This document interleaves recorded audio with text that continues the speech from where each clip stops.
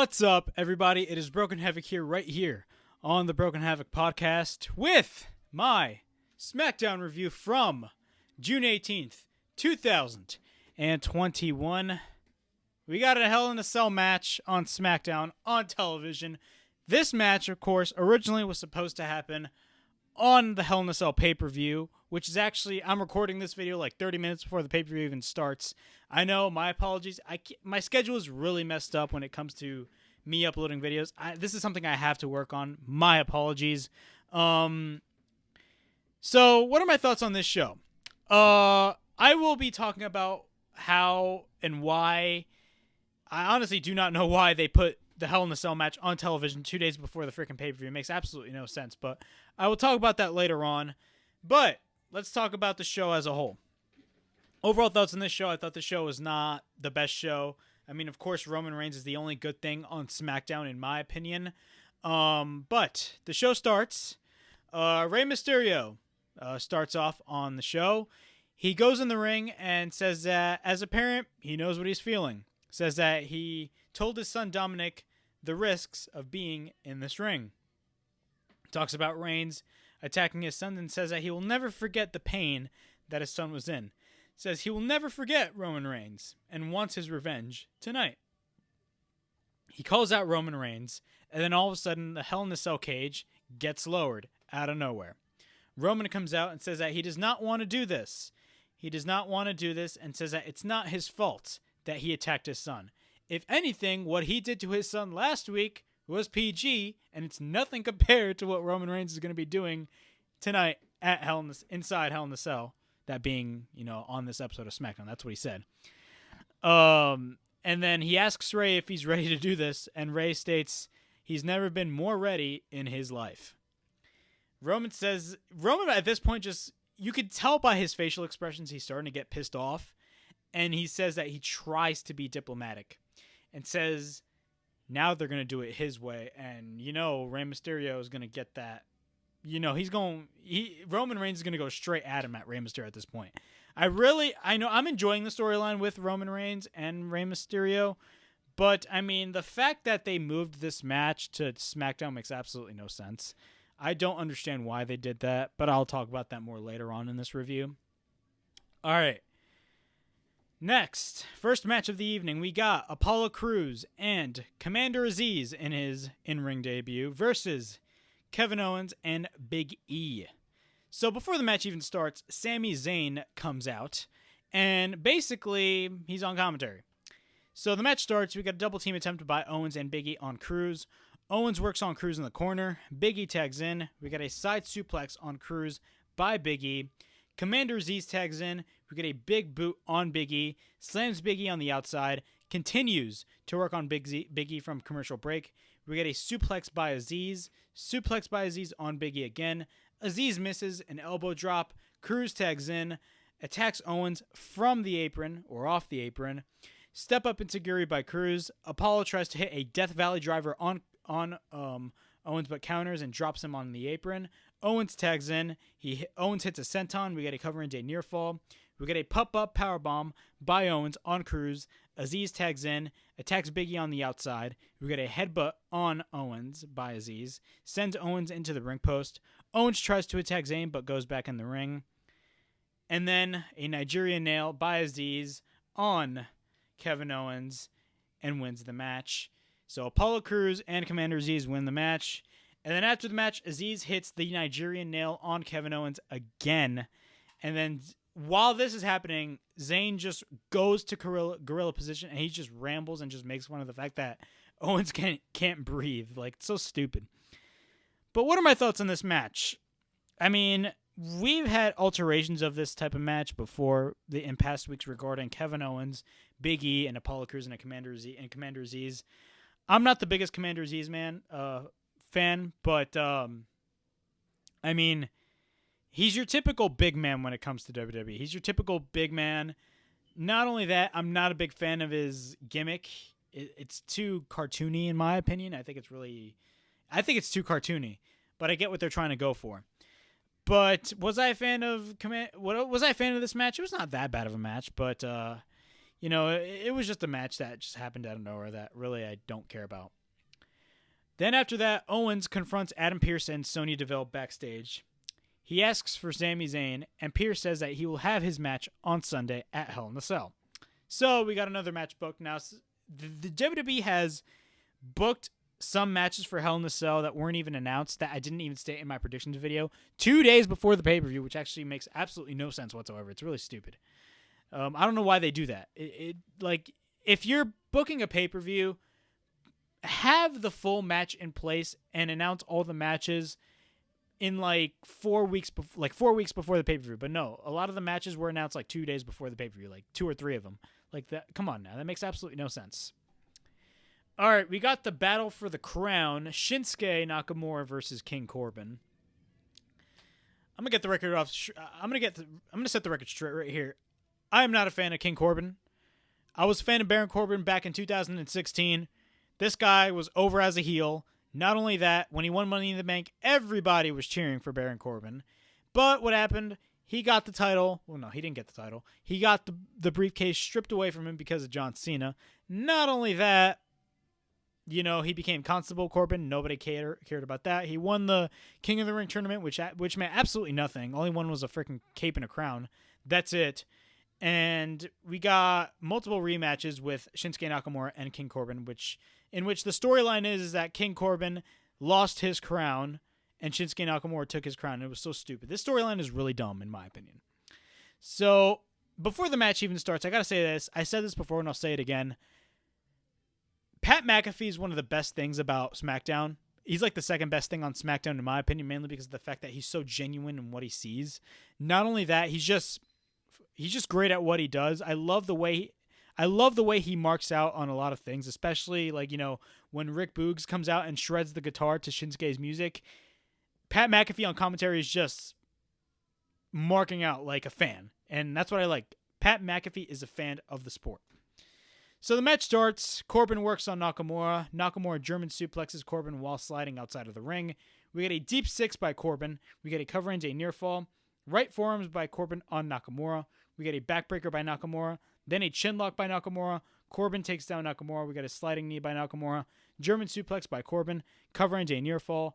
Nakamura plants Corbin to the mat. Cover into a near fall. Nakamura tries to hit the Kinshasa, but Corbin hits a clothesline. Works on Nakamura. Nakamura fights back. Nakamura goes to the top and hits a knee. He hits a second knee. Third time, Nakamura gets caught, but Nakamura counters with another knee. Nakamura hits the Kinshasa, and Nakamura wins the match, and he is crowned king. Do I care? No, we've seen this match like 5 or 6 times. I do not know why. WWE loves booking rematches, and they need to stop booking all these rematches. It's getting annoying at this point, and I just hate the fact that they have to do rematches all the time. When you watch AEW Dynamite, they rarely do rematches. They rarely do rematches. Not only that, each of the cards that they put for Dynamite are just new matches that you haven't seen before. And that's what I really enjoy about AEW. But, on both Raw and SmackDown, there's just a lot of rematches where I just don't care. All right. Now we got a segment with Bianca Belair. She cuts a promo, says that it's good putting Bayley in her place. Says that it was a ding-dong goodbye. She calls out Bayley, but Bayley does not come out, and talks about the bullies that Bianca begins to talk about the bullies that she encountered as a kid. Says that she's not a little kid anymore. Says she fought and worked to get to where she is at. Says Sunday, she wants her inside Hell in a Cell. So, Bayley versus Bianca Belair got altered, and now it's going to be a Hell in a Cell match. What are my thoughts? Okay, great. I'm not really as invested in the feud with Bayley and Bianca Belair. I'm just excited to wait. For Sasha Banks versus Bayley 2. Sasha Banks versus Bianca Belair 2. My bad. I'm excited to see that rematch. I'm just waiting for that match. Her feud against Bayley, I don't care about. I feel like Bayley's new character, all she does is just laugh, and that's her new gimmick now. She loves laughing, and I'm not a big fan of that, in my opinion. But after that, she says that she won't be laughing when she drops her head in each corner of the cell. Then after that, Bayley comes out. Both begin to brawl, sends Bayley outside of the ring, hits Bayley headfirst on the announce table, sends Bayley over the barricade, but Bayley holds on to Bianca's hair. Then we get a running kick by Bayley on Belair, and then we get a rose play by Bayley, and stands tall with the title in her hand. So who do I think is going to be winning on Sunday? It's going to be Bianca. Bianca's retaining the title because we're eager to watch that match, that rematch, I should say, with Sasha Banks. It's going to be a really good match, by the way, in my opinion. All right. Roman Reigns is with Jimmy Uso backstage. Jimmy tells Roman that he thought about what he told him last week. Says that he agrees with him. Says that they are family and that they are blood. Roman asks where his brother was, and Jimmy replies that if Roman needs any help, he got it. But Roman replies no. Roman says that he needs to find his brother. So, pretty genuine by our tribal chief, the head of the table, Roman Reigns. All right, next match. It's not really a match because the match didn't even happen. So, false advertising by WWE is Otis versus one half of the Street Profits, Angelo Dawkins. So, the match doesn't even start. So, why announce the match? I don't know why. WWE loves doing these types of things. It makes absolutely no sense. So there was a cheap shot made by Chad Gable on Dawkins. Otis attacks Dawkins after that. Gable and Otis sends Dawkins into the ring steps. We get a flying knee by Dawkins. Otis sends Dawkins into the ring. Then we get a discus clothesline by Otis, followed by a German suplex by Chad Gable, which looked pretty awesome. That was a really nice combination. And yeah, they basically just attack Angelo Dawkins. There was no real match that happened. Otis looks extremely different, and that's a pure example of WWE main rosterizing you. They split Otis from Heavy Machinery, and now he's a heel with Chad Gable. If that is not main rosterizing somebody, I do not know what is. That's just my view. All right. We get a backstage interview with the Swiss Superman, Cesaro. Says that he basically cuts a promo of what's been going on these past few weeks regarding Seth Rollins. He says that he works his ass off to get to where he's at. And then after that, Rollins confronts Cesaro in the interview. He says that he came to have a conversation one-on-one. Rollins says that he came to tell him that he disgusts him. Says everything he stands for is a disgrace. And says that he does not deserve a single dose of respect. Says that this Sunday at Hell in a Cell, he's going to show Cesaro what he deserves when he puts him in his place. Wow. That was actually, look, I'm not invested in this feud, but I actually really enjoyed this segment. This segment was not bad at all. So after that, Cesaro replies, he respects everything that he says and respects Seth Rollins as a competitor. And then he tells Seth Rollins, see you on Sunday, and then pushes Seth Rollins, and Seth Rollins basically busts his ass on the chair. That was actually pretty funny. What are my thoughts on this match? Cesaro is going to be going over in this match. I don't see Seth Rollins winning. I honestly don't care about this feud. They try really hard to try to make this feud important. And you know what? All power to them, but I'm just not as invested in this feud as other people are. That's just me. All right.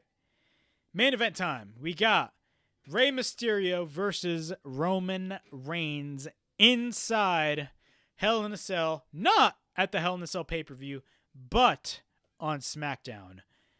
Okay. What are my thoughts on this whole decision process? First off, I remember getting the announcement at night on Thursday saying that Roman Reigns and Rey Mysterio is going to be moved from the Hell in a Cell pay-per-view on SmackDown. And I was like, why? Why is this match happening on SmackDown instead of the pay-per-view? Mainly because of the fact that Hell in a Cell is 2 nights before SmackDown. I mean, Hell in a Cell is 2 nights after SmackDown. Why are you moving that match? And I said this before and I'll say it again. If the WWE Network and Peacock never existed and we were still ordering pay-per-views from $40 to $45, probably $50 for a B-level show, and we had the main event removed, I mean, fans would be more pissed as they were now because you're basically devaluing the pay-per-view, and that's what they basically did here. They devalued the Hell in a Cell pay-per-view, not just by making it its own pay-per-view, but just the build as a whole. The pay-per-view doesn't matter anymore. There's no point for me to care about the show if they moved a match that I was actually really looking forward to for the pay-per-view, but instead they moved it on free television. That is really stupid by WWE's part, but who knows? They probably have something in place, and we never know what's probably going to happen. Who knows what's going to happen at the pay-per-view? We will see. But I will say, though, about this Hell in a Cell match, I actually really enjoyed this match. This match was actually not bad at all. So the Universal Championship match starts. So Reigns gets his ass kicked by Mysterio in the first few moments of this match. Ray hits Reigns with a chair repeatedly. We get a fire extinguisher on Reigns, and then Ray hits Reigns with the fire extinguisher. He takes Reigns back in the ring, pulls the arm of Reigns. Mysterio runs and hits a toolbox on Reigns. Mysterio is in control over Reigns with the chair when we're back from commercial break. Then hits a sliding kick with the chair on the back of Reigns. Puts the chair over the head of Reigns. Sends him head on the cage twice. Then sends him to the ring post. Reigns begins to fight back. And then Reigns misses and goes through a table after that. So he tried to spear Rey Mysterio, but instead Rey Mysterio ducked. Well, he didn't duck. He just moved out of the table and Roman went through the table. Reigns begins to fight back again after that crazy spot. Ray tries to go for the sunset flip powerbomb, but Reigns counters. Reigns throws Ray onto the cage and throws him headfirst onto the stage. Reigns is in control back from commercial break. Then we get a couple of knees and rights on Ray in the corner by Reigns. Superman punch on Ray by Reigns. Reigns tries to spear him, but Ray kicks him. Reigns tries to powerbomb Ray, but Ray counters with the Hurricane Rana. He tries to 619 Reigns, but Reigns counters with the right hand. Reigns tries to spear him, but misses and lands in the post. Then Mysterio hits a 619. Mysterio hits Reigns repeatedly with the chair after that.